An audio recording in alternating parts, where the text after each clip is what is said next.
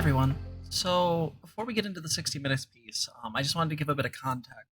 We had tried to start this segment at least once, and fortunately, there is something going on with the way CBS's website works with trying to stream. I don't know if that's a technical thing they've set up or it was just ineptness on my part. But what I want to do is put that video in the description down below so you can watch it. I think there's something really important about understanding these things, and I really do not appreciate the way 60 Minutes handled this. We talk more about it in the video, but I want you to understand that originally the intention was to watch the video. We can't do that because of whatever the technical issue was.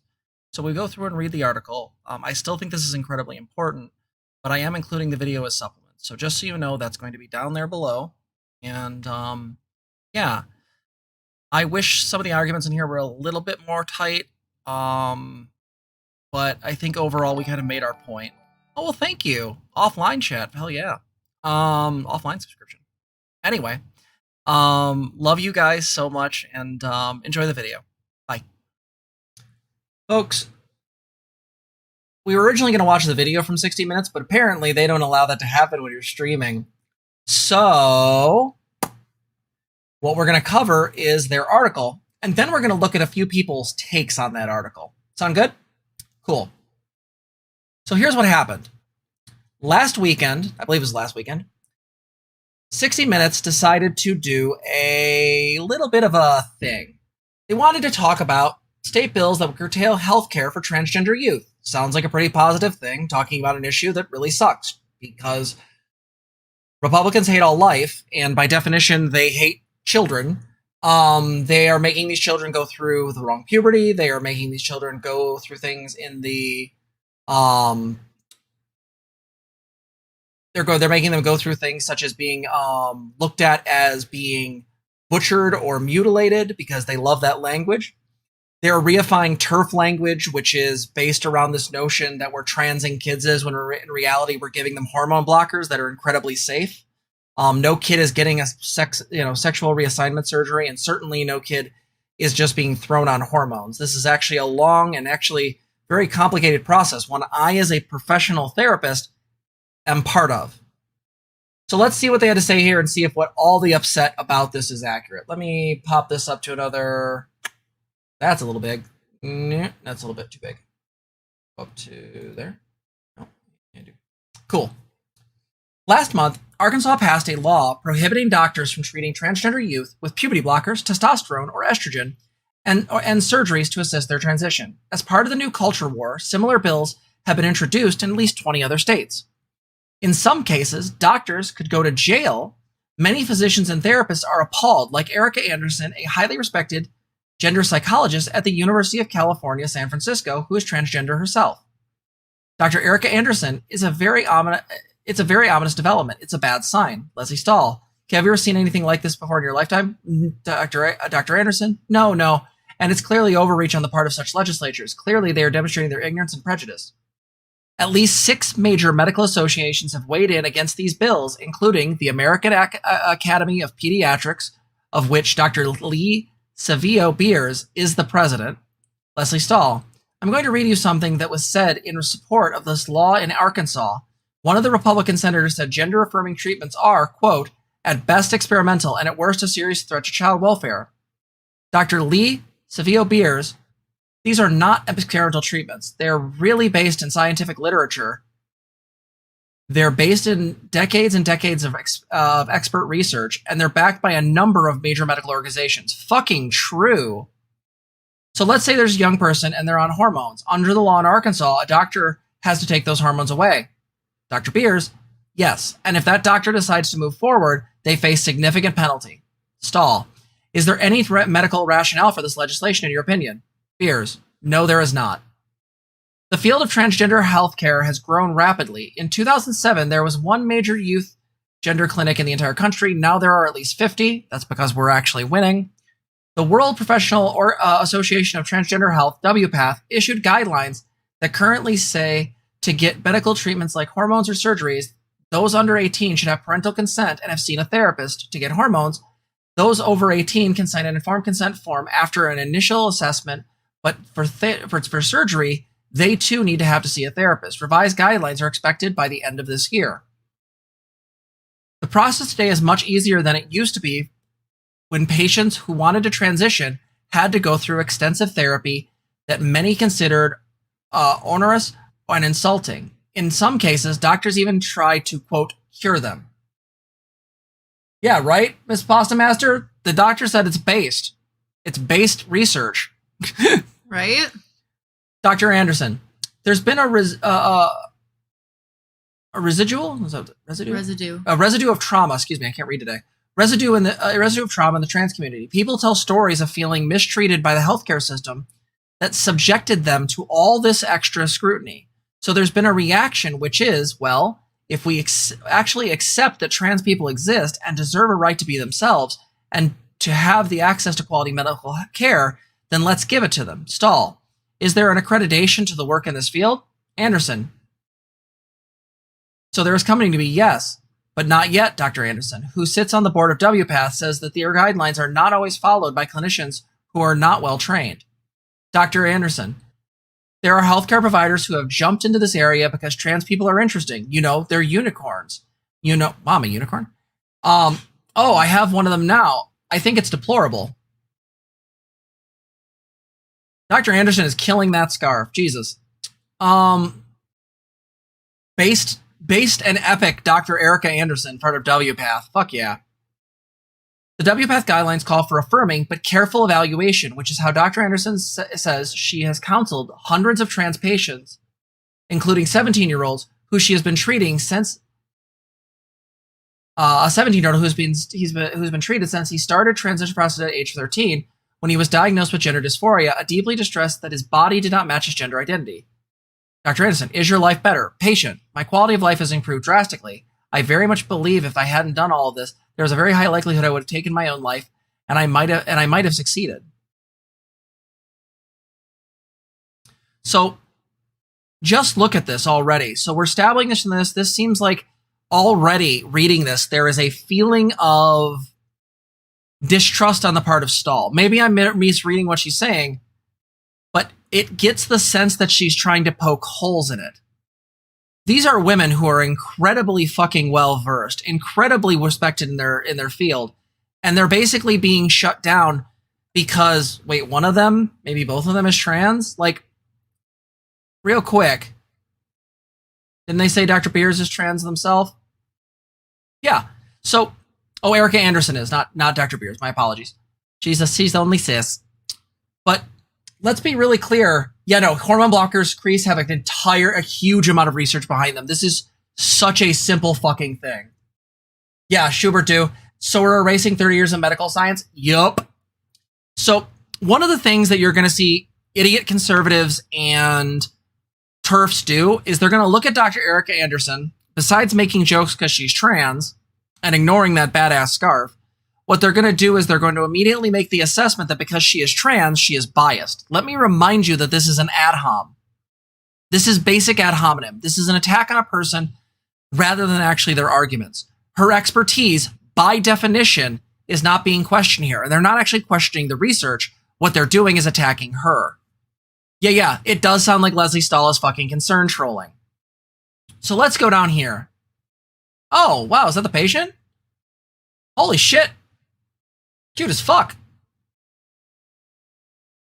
That kid's adorable. Holy shit, what a great transition. She'll be gorgeous when she's older. Holy shit. Yeah, look at her. She's just adorable. God, I love seeing people who get to transition when they're younger because they look so fucking happy. Jesus. While the vast majority of transgender youth and adults are satisfied with their transition, not all are. And here we go. In some cases, patients are choosing to reverse the process. It's called detransitioning. In her early 20s, Grace Lindisty Smith, who's seriously depressed and developed gender dysphoria, she began searching for answers in the transgender community online. So, real quick, let's search this person. Just for shits and giggles. I think I've heard this name before.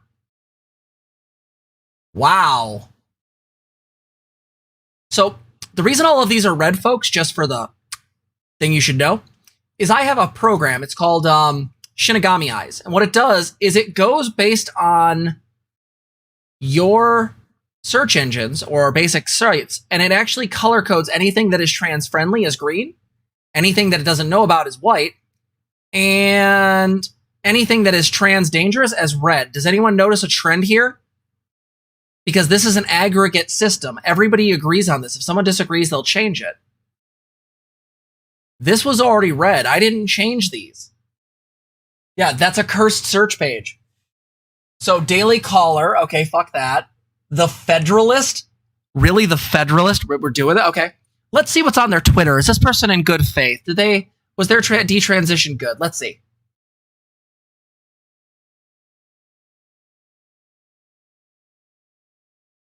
No, that's Grace. Detransition. Oh, it's not the person I thought it was. Sad. I was stupid. So this is the detransitioner? I mean, she's still cute. Just not trans, I guess. So...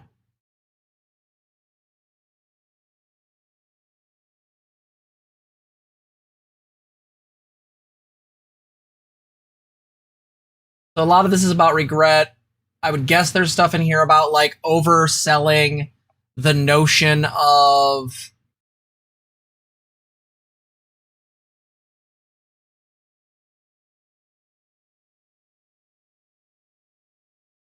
illegal for insurance companies to refuse to cover gender. But detransitioners who may have been detransitioners are like 1% of 1%. Yeah, I saw that, Greek Cheek. I thought they were referring to the patient above. I misunderstood the context.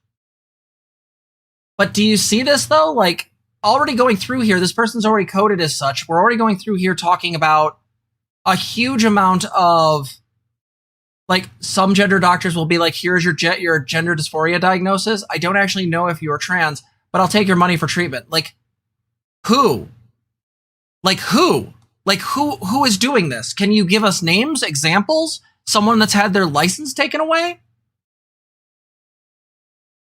I agree with this, but again...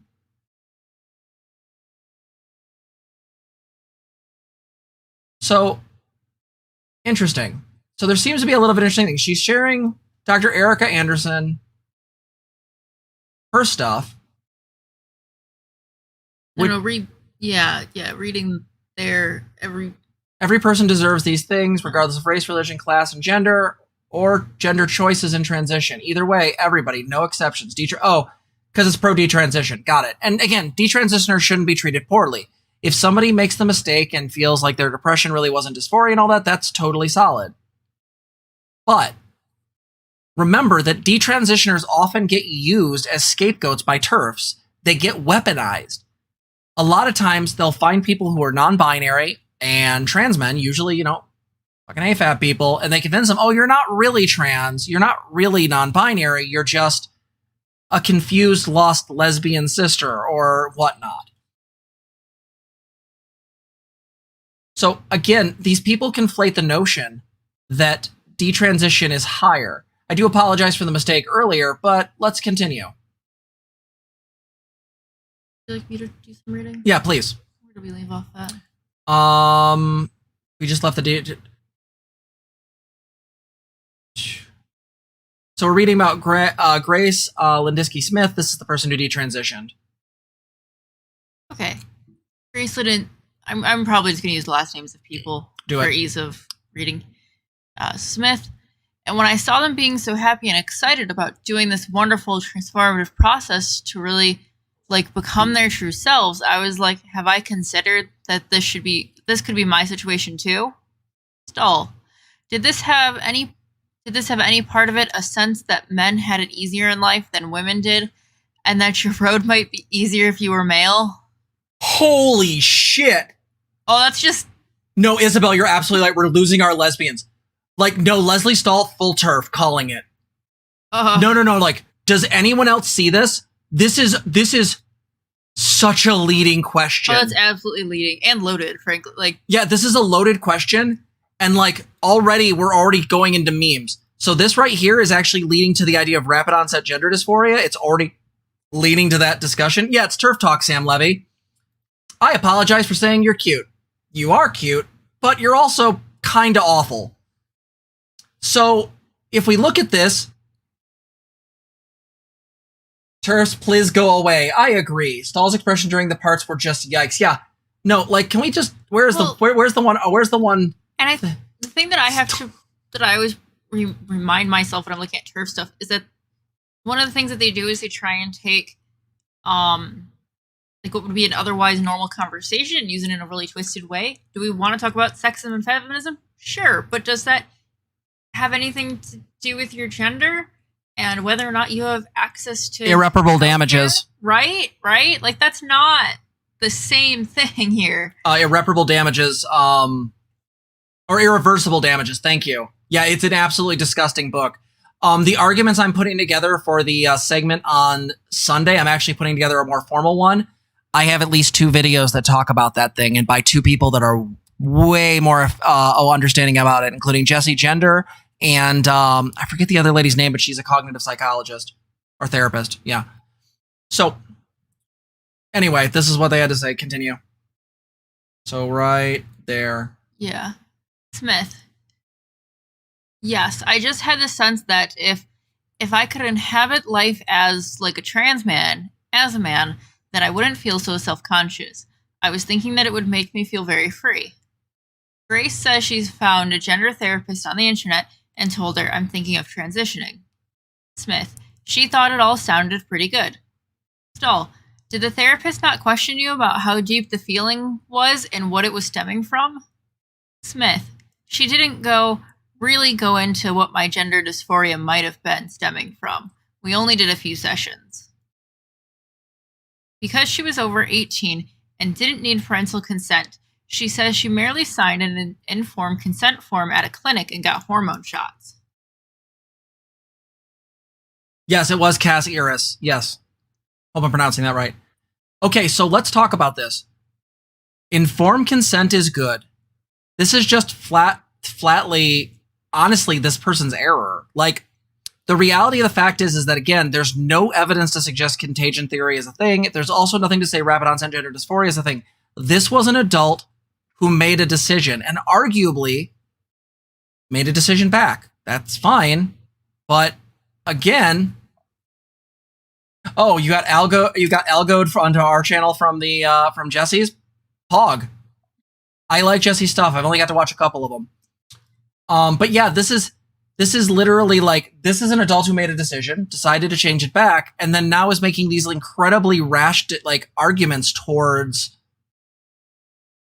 the medical, like the medical establishment, as far as like, oh, we're just handing out hormones. Like, no, we're not. I had to go through months of like therapy to get mine, and frankly, I wait at least several sessions before I write a letter. I don't try to gatekeep anyone, but I like to make sure that somebody's actually being taken care of.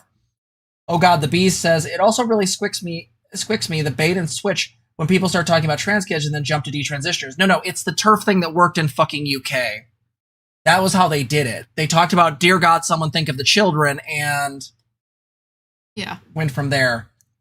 Oh God, the Beast says, completely different when she was talking to the pro-trans professionals. No, oh God, the Beast, abso-fucking-lutely.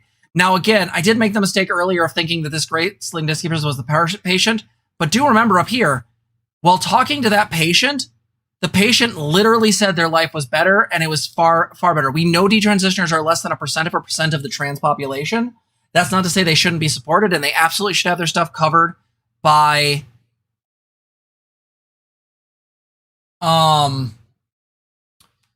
absolutely covered by insurance. Just like any other healthcare. Yeah. Well, and I think the thing that I noticed too here is that leading question in here, like somehow putting like some of the ownership on the therapist for not grilling them hard enough. But Schubert, dude, that's exactly what they're doing. Like, that's literally what they're doing. Yeah. For example, one of the things, mine seems to be okay, Tiamat. I don't know what you're referring to. I see you. I just didn't respond to it. Maybe look up Stahl instead of Lindsay. I don't know what you're referring to with the Discord, so you'll have to let me know. I bet money on TERFs aggressively courting detransitioners to use spokespeople. That has absolutely fucking happened. So onward. So again, the sense being a man would be freer. We go on. Leslie Stahl said, did the therapist not question you about how deep the feeling was or what it stemmed from? She didn't go really go into my gender dysphoria might have stemmed from. We only did a few sessions because she was over 18. Yep, you said this already. So here's the thing. She was over 18. What does this have to do with kids? Like, does anyone notice the bait and switch? I regretted it.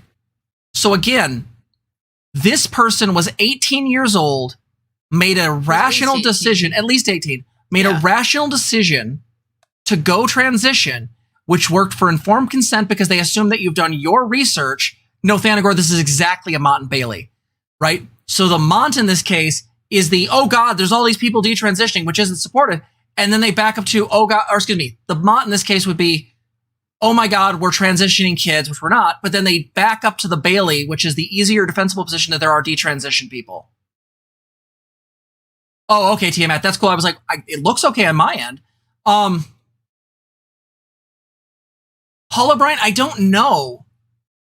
I don't know if an adult might not be ready for this delay. Yeah, definitely a kid isn't. Like, it's a really simple way to sort of just invalidate a person's feelings on this. It's really strange. And again, notice the switch. We're not talking about kids anymore. These are kids that go through long bouts of therapy. There's no, like, informed consent really in the same way it happens for adults isn't the same as kids. This goes over time.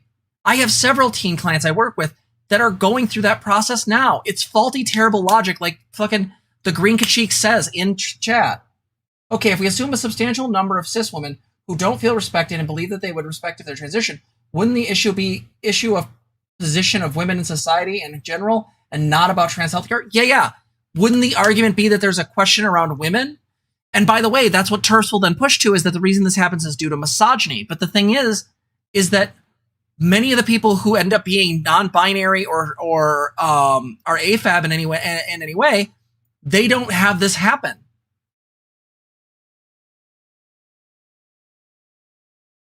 So detransition kids, I haven't heard anyone specifically, but as far as detransition adults, they're almost always adults. And many of them, not all of them, some detransitioners are really supportive of trans rights and are super cool allies. And they should be respected. They should be hugged. They go through some shit. Imagine getting all the shit trans people do and being a detransitioner. I am not saying be mean to detransitioners. They are good people. They made some kind of internal error or whatnot. It's fine. However, if there's someone working for TERFs and giving out bullshit, no. Absolutely fucking nonsensical. So again, this person was 18. It was assumed that, yeah, no one has issues with detransitioners, but there are some trans people that do treat them poorly. It is a thing to be aware of. They are a marginalized group of a marginalized group. That probably needs to be something we're aware of. Reading? Yeah, would you start here? Okay, so we've skipped where? So I think you're right. Yeah, there. I can. The top? Yeah, right here. Okay, things get a little bit. Smith. They asked me, so why do you want to go into testosterone? And I said, well, being a woman just isn't working for me anymore. And they said, okay. Doll. So that was that? You got your prescription for testosterone? Smith. Yep. Just 4 months after she started testosterone, she said she was approved for a mastectomy with called top surgery that she told us was traumatic. Stall. You know, I'm kind of surprised because based on everything you've said up to now, I would have thought you'd have a great sense of relief. Smith. I started to have a really disturbing sense that like part of my body was missing. Almost a ghost limb feeling about being like there's something that should be there. And the feeling really surprised me, but it was really hard to deny. And so she just detransitioned by going off testosterone and then went back to the clinic and she says, complained to the doctor that the process didn't follow the WPATH guidelines. Yeah, Isabel, I've never heard of a specific detransitioner kid. Every kid I've ever talked to who started transition when they were a kid has generally been super cool about it. And again, if the kid at any point decides they don't want to be trans, you take them off fucking blockers. They go through their assigned puberty. It's fine. It's fine. Yeah, this is really fuckled.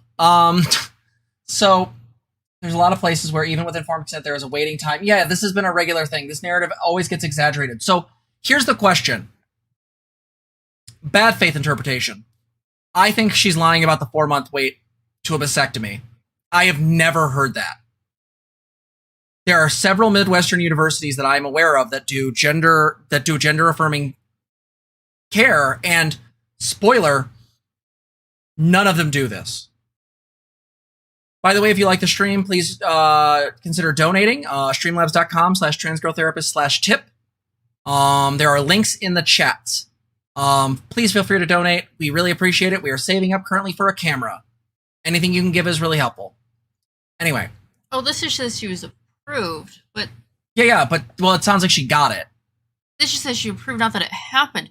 That's the weird part reading this, is that she's saying elsewhere. Well, she says right here, I feel like I lost it, so she did get the surgery. Yeah, they never mentioned that actually happened, just that she got approved. Like, there's an actual, like, decently long process where you need to get, you probably know a bit more, usually doesn't involve letters depending on what you're doing. You have to get a surgeon appointment, and then you have to go through the consultation, and then get a surgery date. Like, this is not like a short thing. Yeah, I was lucky because we have a fairly liberal town near us, and we have a university that has really, really good gender-affirming care. I got to start really early because they kind of streamlined me to a doctor who was really knowledgeable and formerly worked for the university. Not everyone has that experience. Like, I'm pretty privileged in that regard. I can't say I'm not. But here's the thing. There's usually... Okay, so wait. I gotta read this because this is super important. And so she detransitioned by going off testosterone and then went back to the clinic and, she says, complained to the doctor that they didn't follow the WPATH guidelines. Smith, I can't believe that I transitioned and detransitioned, including hormones and surgery, in the course of less than 1 year. It's completely crazy. So before we get to this doctor down below, who I have no idea what's going on with her, but let me be really clear. This is doctor error. This is malpractice. While yes, informed consent on hormones should absolutely be a thing, you should be able to walk in, get that right at that first fucking thing. I'm sorry. It is your responsibility as an adult to talk that over with your doctor. And generally, if you're going to see an endocrinologist, you need a referral. Unless you're going to an informed clinic such as Planned Parenthood. And again, some of these people are going to get hormones regardless. I just don't see the point in gatekeeping these things. Less than 1 year isn't enough to go through most of the hormonal changes that TV cause. Yeah, right? No, I read that too. I didn't start growing, I'm going to be really clear with you guys. I didn't even start growing titties until the first year. There was some mild budding and pain. Punching me in the chest would have sucked, but that's really about it. Yeah, a lot of the irreversible especially happens a bit further in. It doesn't all happen right away all of a sudden. No. This was a butcher clinic. This was some group that did really quick hormones, really quick surgeries to make a buck. This is malpractice. These people should be sued because they weren't following WPATH guidelines. Or at least but again, I gotta be really here. At least that's what she's telling us in this article. I can't verify any of that. Nor can we see her fucking medical file, right? Yeah.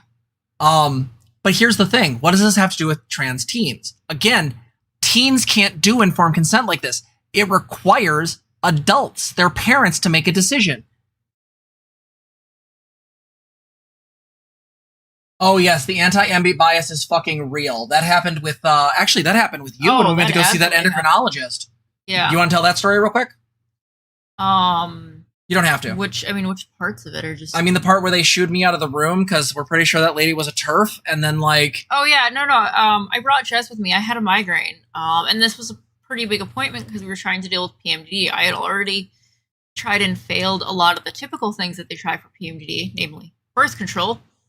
Turns out I've got a few allergies, and those hormones don't agree with me. Also, as a side note, there's actually data out there that shows that around 5 to 10% of women, that's as cis women that try birth control, actually feel gender dysphoric.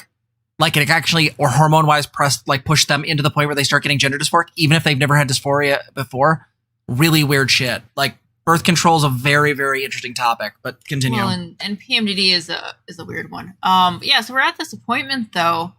I've got Jessin with me. They make Jess leave the room, and then I get grilled for super seriously for a good 15 minutes about is an abusive relationship, and nothing Jess was doing gave any of that indication at all. And it was so weird. I've never had somebody like grill me that super seriously and that hard about my relationship. Well, and not only that, but then what happened following that was basically like... So I finally get to ask the questions, okay? I'm a non-binary person, okay?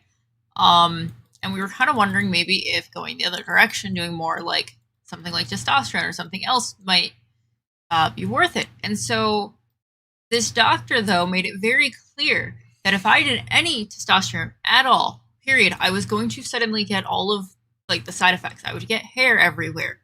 I don't know all of what she said, but I would get like my voice would change, everything. And she just made it super clear that there was no other option. That this was going to just be like, I'd get all these things super fast and that would be it. Yeah, like, let's be super clear. This person was using like legitimate scare tactics. Oh no, it absolutely was like a scare campaign. It was not what I would consider appropriate. Like, when you're talking about hormones with somebody, you need to be able to talk about the benefits and the risks, right, with them, and actually be able to have like a good conversation about this. Yeah, and by the way, this is at the same university where I was seeing people, but I went to like their gender services clinic where I got to hang out and talk to a therapist who was an incredibly gay two-spirit person, up to included like AMAB with like purple fucking glasses. It was the best. They were really sweet. Though incredibly opinionated. Holy shit.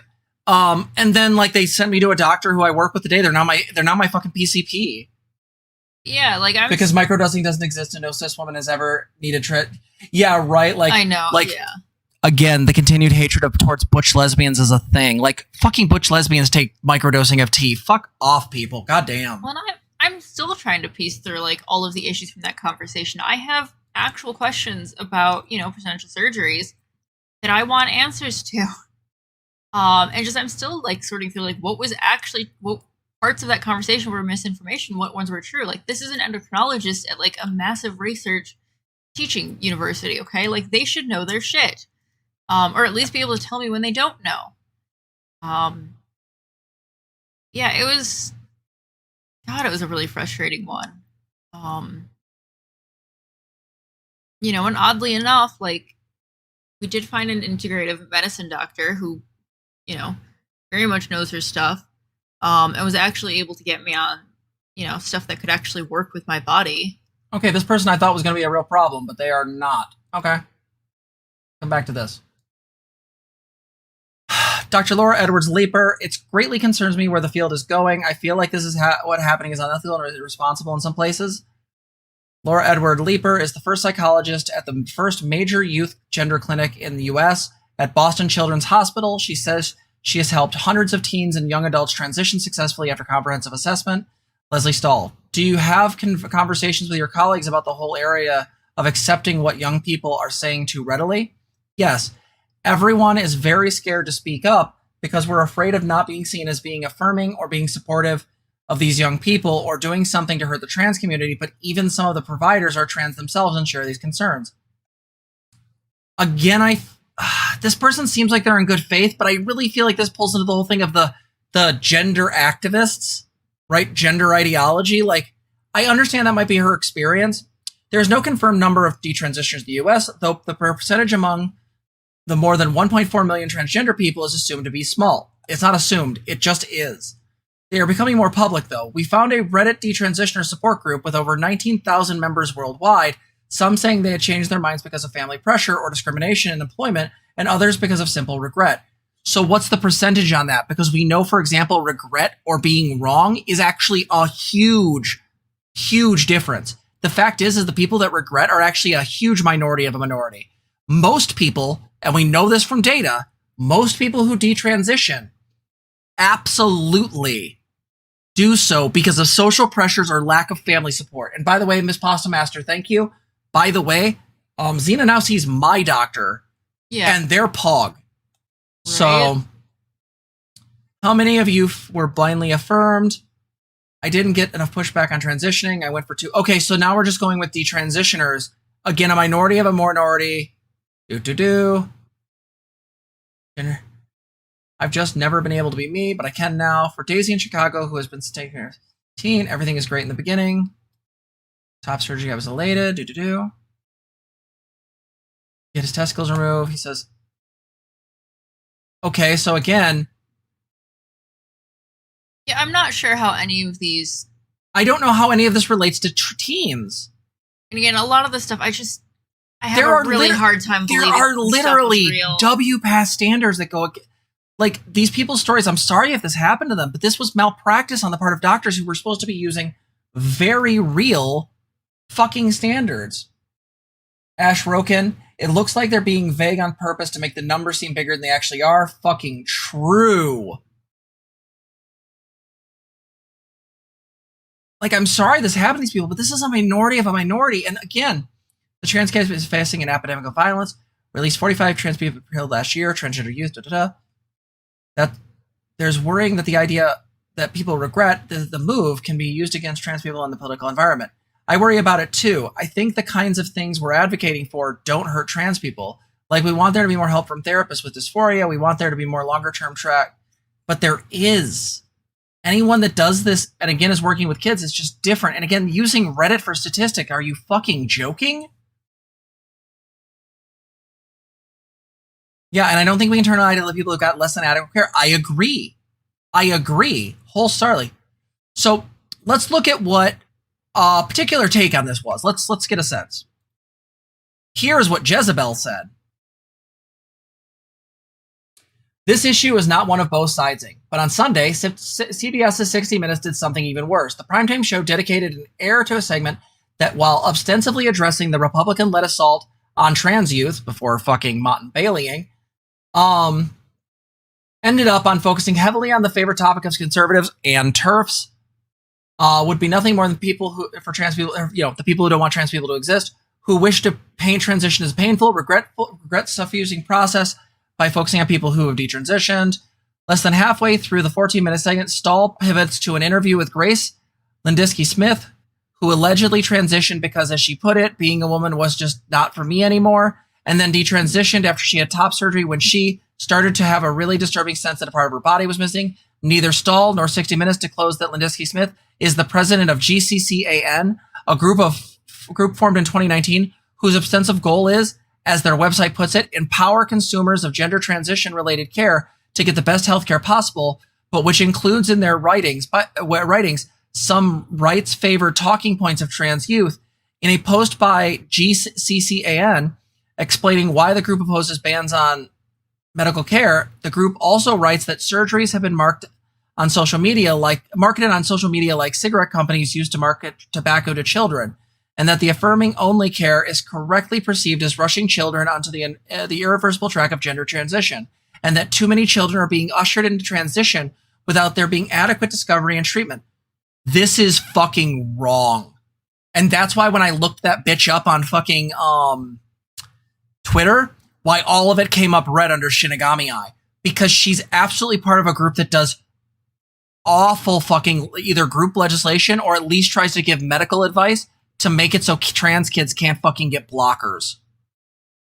Due to the strict abortion laws and lack of contraceptive use for teens, right?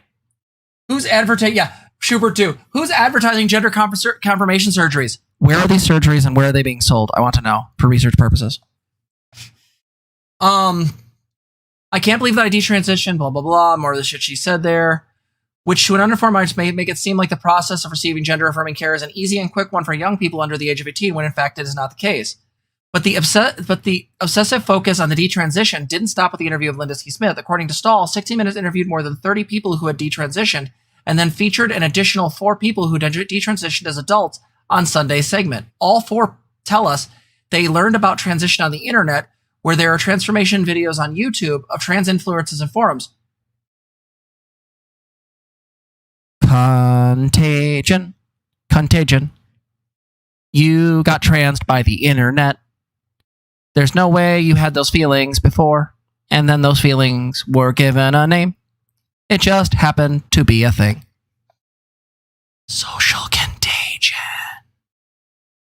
That's my social contagion song. The rest of the segment then focused on LGBT advocates responding to questions from Stahl and 60 Minutes about detransitioners. In fact, what was initially a story about legislative attacks on trans people ultimately became a story about detransition and featuring people who weren't under the age of 18 when they transitioned. There were no interviews with young people living in the states where their rights and their basic humanity is being attacked, no interviews with parents of kids whose healthcare is being taken away, or who can no longer play on sports teams they belong to. No interviews with organizers who live in the states where these bills are being proposed. No discussion of why these rights is being pushing these bills at this particular moment. Nope. Instead, America got a segment that gives the misleading impression that gender-affirming care is readily available for young people and frame the process of transition as one ultimately of pain and regret. Congrats to 60 Minutes for majorly fucking it up. But I suspect that it's the story they ultimately wanted to tell, and that the message they want to send, despite it being the same story that we've heard over and over again. I don't know who Esther Wang is, but that's a pretty pog fucking take. Like, seriously. By the way, if you like the stream, please consider donating. Streamlabs.com/transgirltherapist/tip. We are trying to raise money for a new camera by the 16th. Help me. So, what do we learn from this? We learned that 60 Minutes is real bad at journalism. We learned that Leslie Stahl is a TERF and will use very clearly TERF-loaded questions against people who will support them. That she asks incredibly leading questions to transgender healthcare providers, and then will then lead the same kind of questions, though at a different angle, towards detransitioners.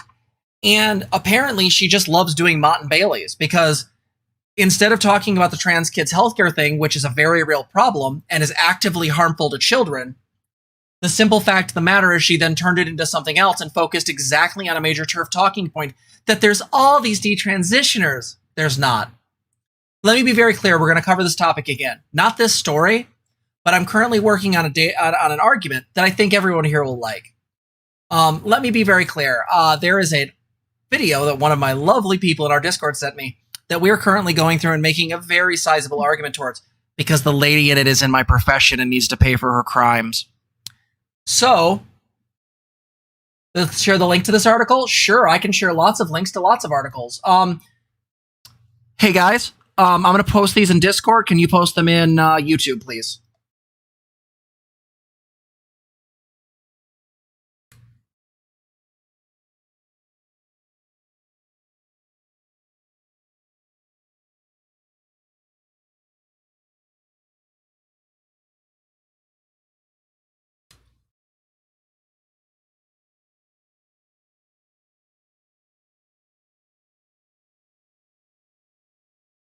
There you go. So if we can put those in YouTube chat, I would deeply appreciate it. Okay. So, unfortunately, we didn't get to watch the video. I'll probably watch it on my own and see if there's anything we got wrong. But generally speaking, this is horrifying. 60 Minutes is a widely watched show on a major network that decided to not talk to people like me who actually do gender-affirming fucking care.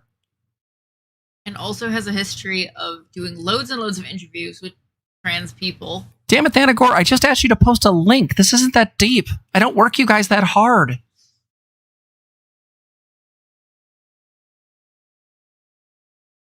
Yeah, by best estimates, isn't the percentage of detransitioners below 1%? Yes, it's below 1%, and the number of people that did it because of regret is right around 10-ish on that. So we're talking about like 10% of 1%? So a tenth of a percent? What the fuck?